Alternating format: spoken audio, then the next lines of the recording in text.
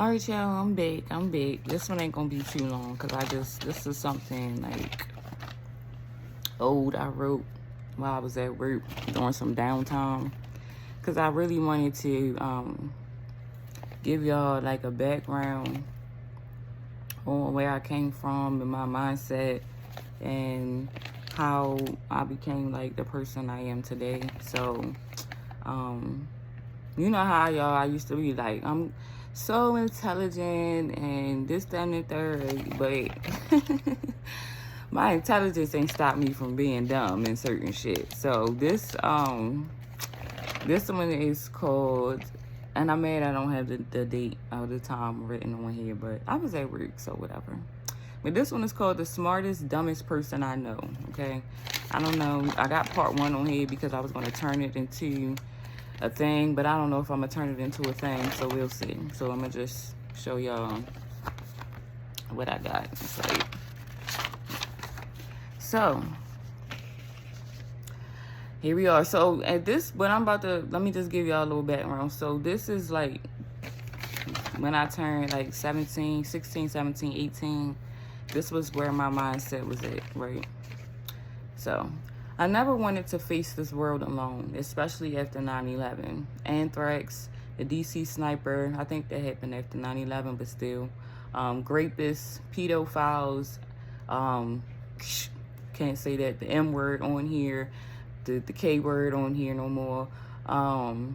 Columbine, market crashes, instability, homelessness, bullies, the list goes on and on. So my mindset before 9/11 was to go into the military so I can stop being scared. I wanted to learn how to defend myself and possibly pew pew some men, you know.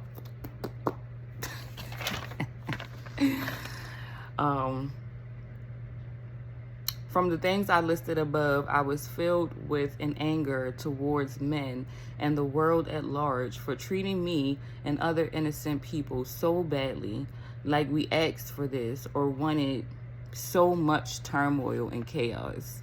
I felt the cries of the trees, the oceans, the fire, the pollution of the air. I could feel it, and I cried daily.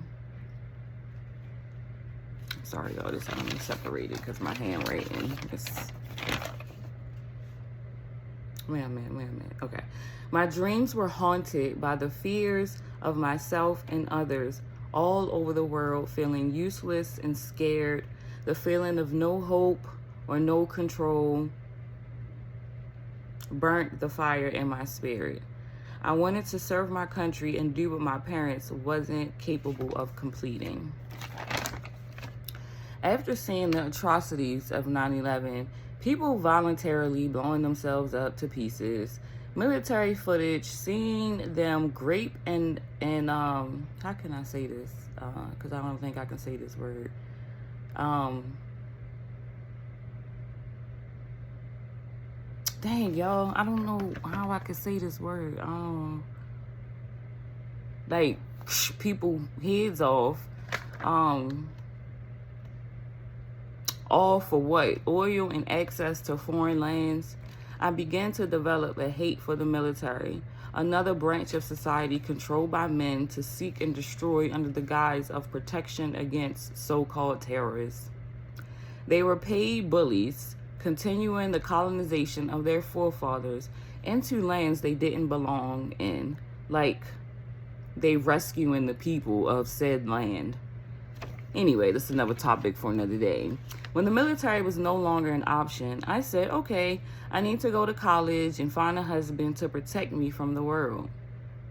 The problem was I wasn't a preference. I'm dark brown, and at the time, like when I was 18, I was overweight. My 9th grade year, I was in a 12-14. By senior year, I was in about a 16-18. Around age 14, I was diagnosed with PCOS, so losing weight in a household where all the adults, or most, were overweight and happy, so it seemed at my age. But I did try to lose weight. I tried pills, like green tea pills, exercising, cutting back as much as possible, which was extremely hard. My foster mom didn't buy anything healthy, so before I started making my own money, I had to eat to survive. So anyway, back to college. I didn't want to be anywhere near my foster family, so I went to college as far as I could within foster care, paying tuition, room, and board, which ended up being a mistake, but we'll get to that in a minute. My mission was a mistake.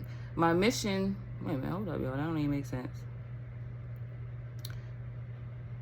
The paying tuition, room, board, which ended up being a mistake. I don't know. Because I always have, wait a minute, y'all.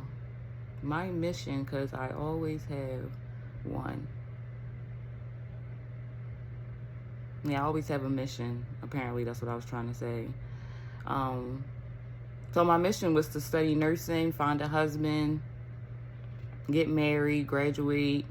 Not in that exact order, but that's what I thought would make me successful in this life. Love, marriage, baby carriage, as they say, right? That's what they said. The little fairy tale was like, yeah, marriage, baby carriage, or whatever. However it used to go, right? So my mindset entering college: scared young girl looking for love and protection, somewhat low self-esteem, never feeling good enough from birth, abandoned by parents, unloved, unpretty. I thought a man would save me from myself. So I began to mold myself early, like around age 13 or a bit earlier, to do everything possible to be a superwoman.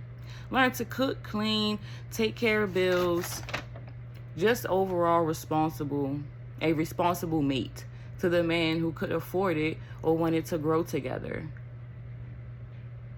Working towards goals as I was brainwashed to believe.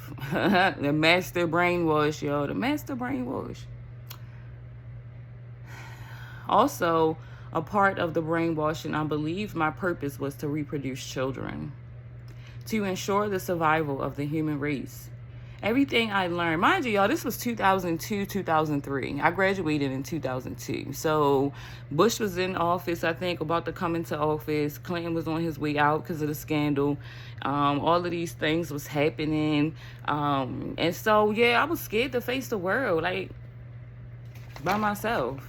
Even though I'm tall as hell and nobody really fucked with me like that,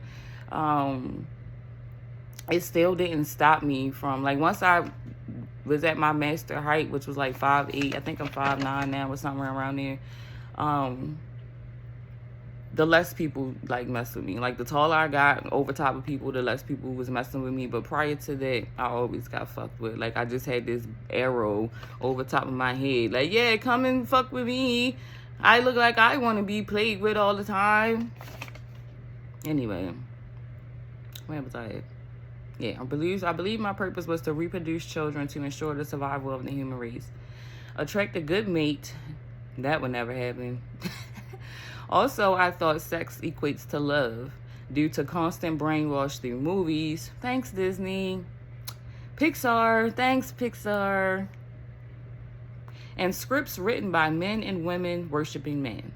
So I became a helpless romantic. I still kind of am, but, you know, I just relaxed off of it because I knew that it was like fairy tale-ish. Who thought I wanted to love, who wanted love, marriage, and kids. The fucking fairy tale I was promised just by being a woman. Age 14, I went to etiquette school over the summer. It was also for academics and creative arts at Gilman College through Johns Hopkins. Another form of brainwashing for man. But I did anything to not be home looking after my sisters during the summer. So almost every summer I would volunteer for summer school or found some free program to attend for the summer. Young me loved attaining knowledge, so it was never a waste. And when I wasn't at a program, I worked. So that was the end of that. You know, so that was my mindset. Like, I'll say between 99 and 2002. I went into high school in 98. So 99 to 2002, that was pretty much all of the accumulations that happened. By the time 2002 came and I was graduating, and I was like, okay, so what am I going to do with my life? I only had those two options in my mind, which was just get a job and find a husband and become a wife and have kids, or go into the military, get my military career, and still become a wife and have kids. Those was, I thought, was my only two options.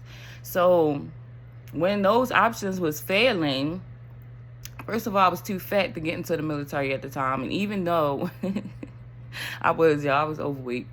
And so the recruiter, even though I scored high on the ASVAB and I knew that I would be in the intelligence department, because of my score, I had to lose the weight. And it was so hard to get that weight off, y'all. Like, I was trying. Prior to 9/11, the recruiter was like having me run around the track. I was taking some type of pills, they said, that would help you lose weight. That's where the pills of losing weight started, from the military recruiter. And these things was not working. Like, cutting back, it was like these things was not working. I was not able to lose weight. And so by the time I turned 18, I was still overweight and I didn't know what to do. So I went into the day I just went into work. But I still was on pursuit of the same things. I still had the same mindset. So it took me a minute to break out of that mindset. Like, it took me to get played a few times in my 20s for me to be like, okay, fuck these niggas. I'm going back to school. And I went to school several times just trying to get it right, trying to figure it out, trying to focus on me. A lot of lonely time. Sometimes I was in relationships during that time, and the relationships wouldn't work out because I would be wanting better for them than they want for themselves. And so it just will be a revolving door of that type of nonsense. I didn't really start like therapy and working on me type stuff until after my first kid. I did some therapy in high school, but it wasn't consistent enough. Like psychiatrist, therapists, and all that, it just wasn't consistent enough to heal the wounds that I had from being a child, So it took me a minute to break free. So after I had my first son, I decided to get therapy, and then it started to, that's when I started working on me. After my son's father died in 2017, that's when I put that working on me into overdrive, and I've been mostly consistent ever since then. Have I fell off the journey? Yeah, of course. Have I allowed distractions to come in and sidebar me? Yes, but I was able to come back to it. It's like the universe would send me signs, and they knew that I would pay attention to the signs. And then it's like, okay, time to get back on the journey. You took a break from healing. All right, you enjoyed your break. All right, time to come back to it.